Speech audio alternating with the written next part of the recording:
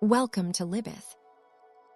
The Unfettered Mind's first 3 themes, mental freedom under pressure, mastery through egolessness, and non-attachment as a form of fluid awareness, are not separate topics that happen to appear in the same text. They are the same argument approached from 3 different directions, and the argument is this: the self that trains is not the self that performs at the highest level, and understanding why that is, understanding it so completely that the understanding changes what you are rather than what you know, is the work that technique cannot do. Everything else in the text is a refinement of this. But the refinement is everything, because the raw claim sounds simple and the depth of what it requires is nearly bottomless. Begin with pressure, because pressure is where the argument becomes testable. Under ordinary conditions, the mind's habits of attention are mostly invisible. We don't notice when our awareness stops on an object and stays there, because staying there causes no problem. There is no opponent exploiting the fixation, no time pressure making the delay consequential, no situation in which the fraction of a second's inattention is the difference between what happens and what doesn't. Ordinary life is tolerant of the abiding mind. The ordinary person who becomes absorbed in one aspect of a situation and momentarily unavailable for the others rarely pays a significant price for that unavailability. So the habit continues, reinforced by its lack of consequences, until the person walks into a situation where consequences arrive. Pressure is what makes the mind's structure visible. This is not an argument for seeking pressure, but it is an argument for understanding what pressure reveals, and what it reveals consistently in every domain where it has been studied is the gap between what a person knows and what a person can access under conditions where access is hardest. That gap is not primarily a gap of knowledge. It is a gap of attention. The surgeon who has performed a procedure hundreds of times, and who, in the moment of an unexpected complication, finds themselves temporarily unable to access what they know, that surgeon is not experiencing a failure of memory. They are experiencing a failure of access. The knowledge exists, but the mind's relationship to it has been disrupted by the interference of the self-monitoring consciousness that the stakes have activated. The athlete who has practiced a movement until it's automatic, who in the crucial moment begins to direct that movement consciously and discovers that the conscious direction makes it worse, that athlete is not experiencing a failure of training. They are experiencing the trained capacity being degraded by the self that has arrived to supervise it.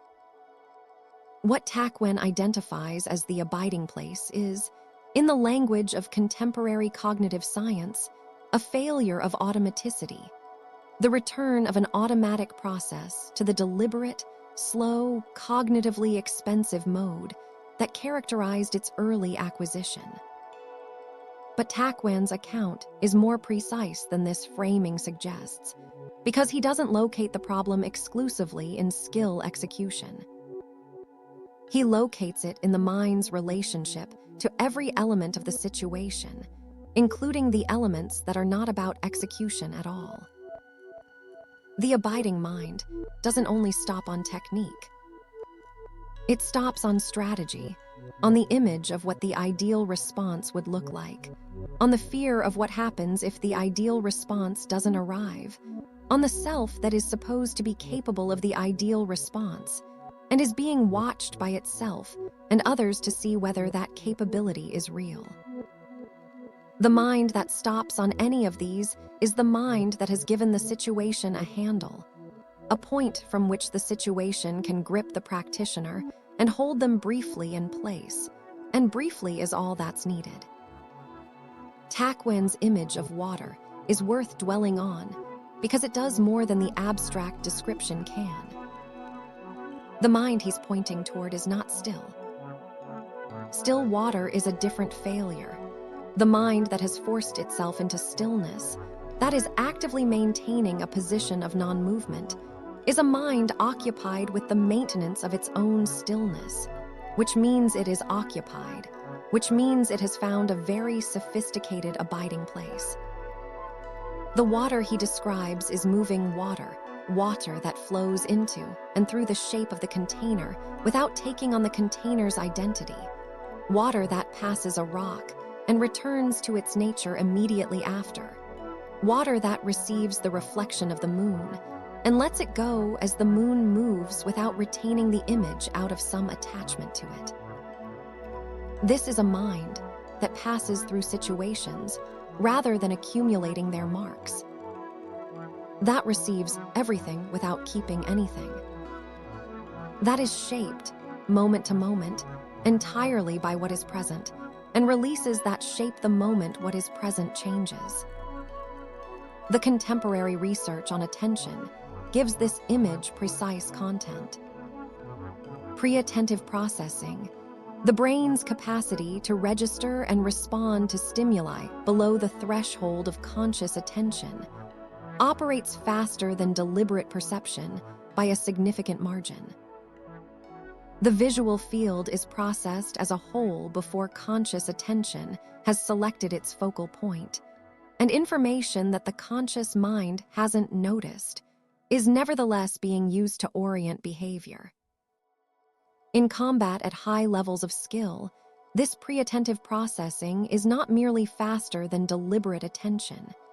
It is more accurate because it is not subject to the distortions introduced by the deliberating self's expectations and preferences. The practitioner who has released conscious direction of their response is not operating blind. They are operating from a deeper layer of processing, one that has access to the full field rather than the focused point. Takuan's water is Takuan's way of describing this without the experimental vocabulary. The mind that receives the entire field rather than selecting from it. The awareness that is prior to the deliberating consciousness's organization of what it sees. There is a failure mode in the understanding of this principle that Takuan addresses explicitly, and that is worth spending time on, because it is the failure mode most likely to be adopted by intelligent people who encounter the argument. The failure mode is, try not to think about it. Deliberately empty the mind. Practice detachment by attaching yourself to the project of detachment. What Takuan says, with a precision that amounts to surgical accuracy, is that this is the same error one level up. The mind that is trying to achieve motion is a mind engaged in a project. It is watching itself for signs of the abiding tendency in order to catch and correct it. It is, in other words, doing exactly what it was doing before with a different object. Instead of stopping on the opponent's sword, it is stopping on the self that is supposed to not be stopping on anything. The project of self-emptying is itself an abiding place, and a particularly insidious one because it wears the appearance of the solution. This is why Takuan withholds instructions. Any instruction creates a project. Any project creates an attachment to the project's outcome. Any attachment is a stopping place. The only way out of the circle is not through more deliberate effort, but through something that cannot be deliberately approached. Move from mental freedom to mastery through egolessness, and you reach the paradox at the heart of the text, the one that is most likely to be misread, and that repays the closest attention. The paradox is this: the ego that needs to be dissolved is the ego that the training built. You cannot skip the building. There is no shortcut from ignorance to mastery that bypasses the long, painful, self-conscious process of learning technique. The stage at which every movement is deliberate, every decision is effortful, Every performance is an assessment of whether you are doing it right. That stage is necessary. It is where the knowledge goes in. And the knowledge has to be in before the knowledge can be in the body, rather than in the mind, before the training can become automatic, before the self that watches itself execute can stop watching because there is nothing left to supervise. You cannot dissolve what you haven't built. Takuan draws a distinction between what he calls shashin, beginner's mind, and the post-mastery state that looks identical from the outside. The beginner moves without self-consciousness because the beginner hasn't yet developed the self-consciousness that mastery requires. The beginner's no mind is not freedom, it is vacancy. It is the openness of the container that hasn't been filled yet, which is available for everything precisely because it has nothing. The master's no mind is different in its origin, identical in its appearance. The master moves without self-consciousness, not because the self-consciousness was never there, but because it was there for long enough that the training it supervised is now in the body, is now automatic, is now the body itself rather than something the body is being directed to do. The openness of the master is the openness of the container that has been filled and then released. The space that appears after the process of filling has been completed, and the process of holding has been recognized as unnecessary. This distinction between the beginner's no mind and the master's no mind is Takuan's most important contribution to the philosophy of skill, and it is worth following into its implications. It means that the path runs through self-consciousness, not around it. The practitioner who tries to skip the stage of deliberate, effortful, self-monitoring practice in order to reach the natural, effortless performance of the master is not taking a shortcut. They are trying to inhabit the form of the destination without doing the journey, and the form without the journey is just imitation. It looks like the master's movement, but it has none of the knowledge inside it. So the first difficulty that falls outside the range of the imitation exposes it completely. The beginner who performs non-attachment without having first built, and then dissolved the self that was attached to its own performance, is performing the appearance of equanimity. And the performance is as fragile as any performed identity, available only under conditions that don't challenge it. This is why the Zen monastic training structure, which at first glance seems to have very little to do with the content of Takuan's argument, is actually its institutional embodiment. The Rinzai monastery is organized around forms, precise, demanding, repeated daily, corrected constantly, practiced until they are perfect, and then practiced further until perfection itself loses its self-conscious quality. The monk who has been bowing correctly for 10 years does not bow correctly by managing the bow consciously. The bow is in the body now. It arises as the situation requires it, without deliberation, without the self that watches whether it has been done correctly. The form has been internalized to the point where the form and the monk are no longer distinguishable. The form is not something the monk performs. It is something the monk is. Or rather, it is something that happens through the monk in the way that blood circulation happens through the body. Necessarily, automatically, without requiring the self's attention to sustain it. The monastery builds the form into the person through repetition, and the repetition eventually produces a person for whom the form is as natural as breathing. That is the model. The dojo is the same structure in a different register.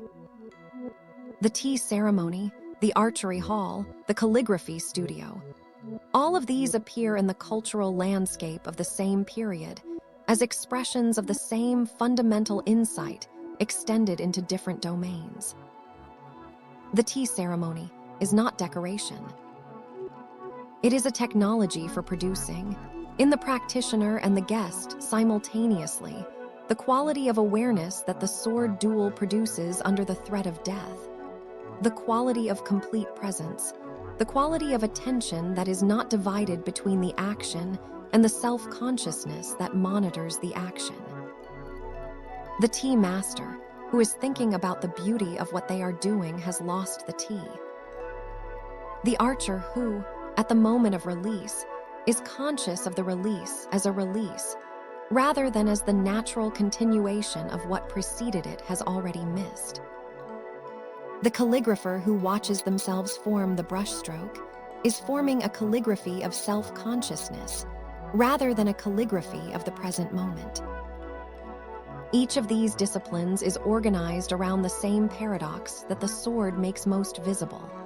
The discipline is necessary, the discipline must eventually disappear, and there is no bridge between those two facts except time and practice and something that cannot be forced. Move to non-attachment and fluid awareness, and the argument extends from the individual skill to the structure of perception itself. The mind that is attached, in the Buddhist sense, the mind that holds onto objects of awareness, that needs things to be a certain way, that has organized its stability around the maintenance of particular conditions, is a mind whose perception has been shaped by its attachments before the perception reaches consciousness. What I see is partly determined by what I need to see, what I expect to see, what I am afraid to see, what I have already decided is important, and what I have already decided doesn't matter. The attached mind does not perceive the situation neutrally. It perceives the version of the situation that its attachments have prepared it to perceive. And in a duel, in a surgery, in any high-stakes performance, the version of the situation that your attachments have prepared you to perceive is not the same as the situation itself, and the gap between them is the gap that kills you. The mirror image, the mind that receives everything and retains nothing, is not passivity. This is the most important misreading to address. The mirror that reflects everything without choosing what to reflect is not a mind that has given up. It is a mind at maximum engagement with what is actually present, a mind whose receptivity is total precisely, because it is not filtered by the preferences and fears and projections of the self with an agenda. The mirror is not less engaged than the selective attention that the attached mind provides. It is more engaged, more available, more complete. The practitioner whose awareness extends through the entire field of the situation, who is not more focused on the opponent's sword than on the opponent's feet, not more focused on the plan than on the deviation from the plan, not more focused on the outcome than on the present action. That practitioner has more information available than the practitioner whose attention has selected a focal point and is managing the rest of the field as background. The background is where the decisive thing happens. The unfettered mind keeps no background. Buddhist shunyata, emptiness, is the philosophical concept behind this, and the concept is almost always misunderstood in the direction of nihilism. Emptiness as absence, as the negation of meaning, as the void that remains when everything is taken away. This is wrong. Shunyata is not absence. It is openness, the quality of a space that is available for anything precisely because it has not been claimed by anything. The empty bowl is not a failed bowl. It is a bowl that is ready. The mind of Shunyata is not a mind that has given up on perceiving or acting or caring. It is a mind that is completely available for whatever the situation requires, because it has not committed itself in advance to what the situation should require. That availability is not indifference. It is the precondition of genuine response, response that arises from what is actually present rather than from what was expected. The jazz improviser, the contact improvisation dancer, the actor in unscripted theater. Each of these practices has discovered, through its own root, the same principle that Takuan is describing. The musician who has internalized enough theory and enough technique to improvise at a high level, and who in the moment of playing is not thinking about theory or technique, but simply listening and responding. That musician is in the state that Takuan is pointing toward. The awareness is fluid, the response is immediate. The self that would evaluate the response against a standard has stepped aside. The training is present, deeply, completely present, but it is present as the body's intelligence rather than as the conscious mind's instructions. The music is happening through the musician rather than being produced by them. And the music that happens this way is different from the music that is produced. It has a quality of presence, of aliveness, of contact with the actual moment that the produced music, however technically accomplished, rarely achieves. Takuan's warrior and the jazz musician are the same argument. The sword and the saxophone are measuring the same thing. And this is the measure, not whether you play the right notes, but whether you are present when they arrive. Whether the gap between preparation and action has closed. Whether the self that trained is still there, watching, or whether something else has taken its place. Something prior to the name you give it, prior to the story you tell about it, prior to the knowledge that it is happening at all. That prior thing is what Takuan spent 3 letters trying to point at. The pointing is as close as a text can get. 1 new book every week. At least we try.